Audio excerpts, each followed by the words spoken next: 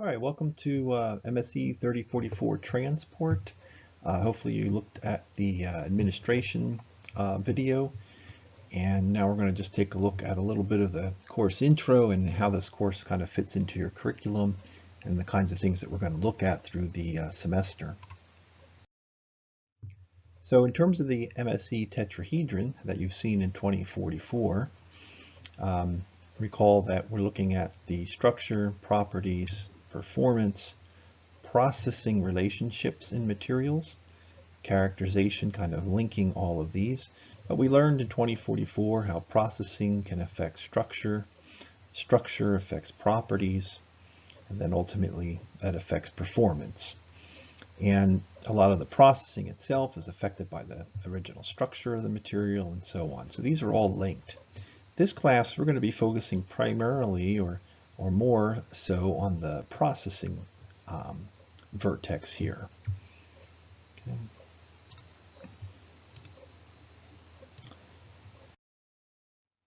Okay, so we're going to look at mass, heat, and fluid transport in this course. In mass, we're going to be looking at the changes in composition.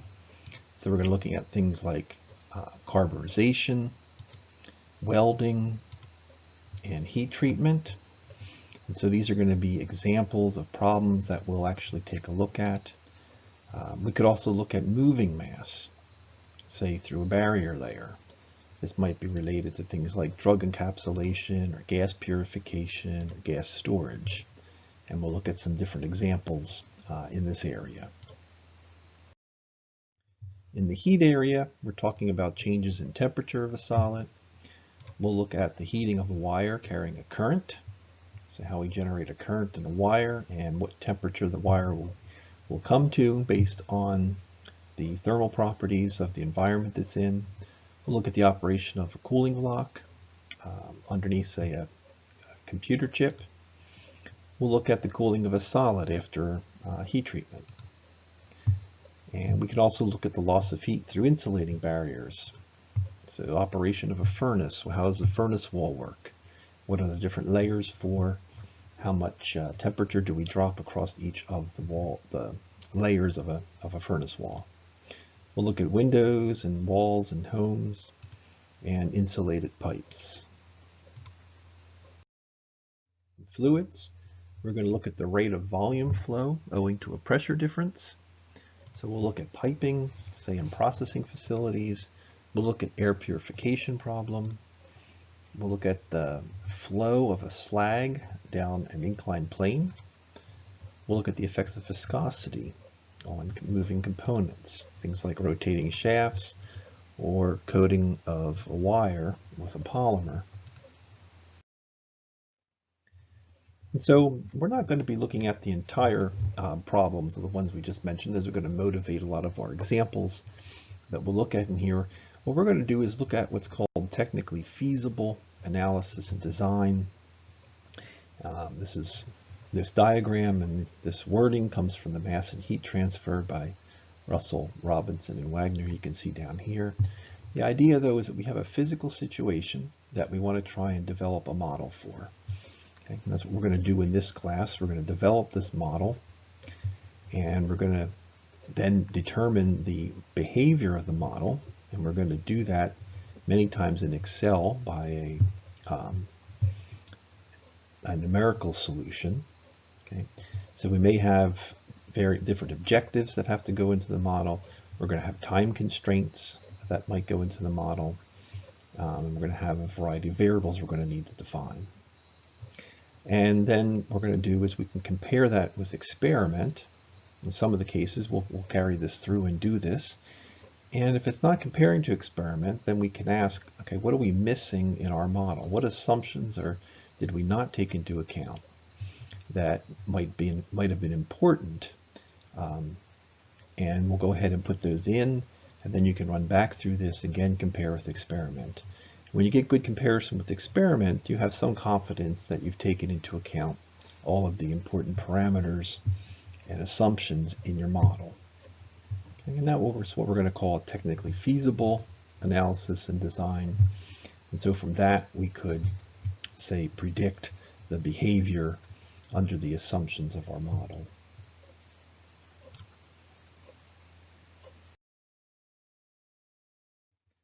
So if we look at the case hardening, so diffusion of carbon into the surface of a steel component, this is something we looked at in Callister, a 1020 steel component. You can see we put carbon into the surface. The increased carbon gave us a higher hardness and better wear resistance. That's the physical situation that we're looking at. We can develop the model. Okay, this is the diffusion of carbon. And we might come up with a semi-empirical solution. We'll look at that in class.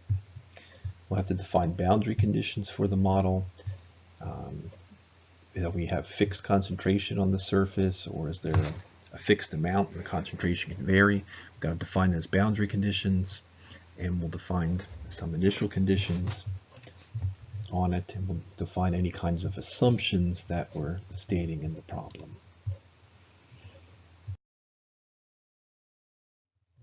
Then we go ahead and model it. In class, we looked at a semi-infinite solution where we assumed that we were only allowing the diffusion to occur over a short period of time.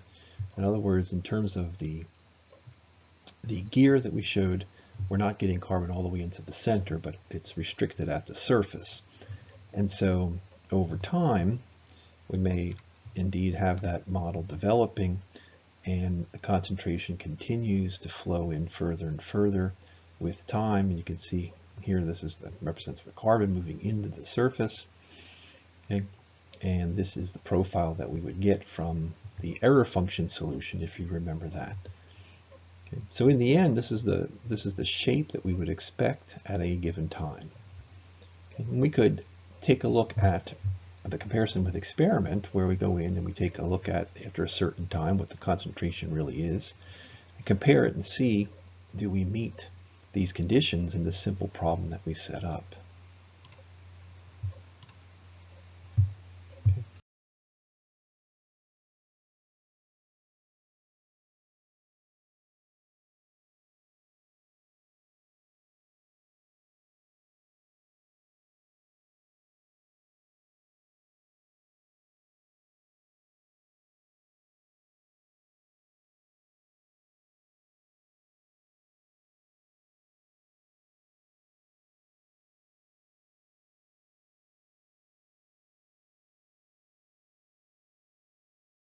So here's our profile, and here's an example of some data for carbon in a steel.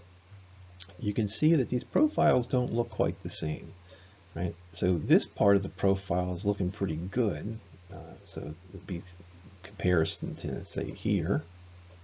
But notice ours continues to rise to a fixed value. This one kind of plateaus to a fixed value. So there's a different shape there, especially in the beginning of our profile. So something's missing in our model, and it's not representing the data. In this particular case, the thing that's missing is that we assumed in the model that we had the diffusivity that was independent of concentration. And in reality, in these regions that have higher concentration near the surface, the diffusivity is actually much faster.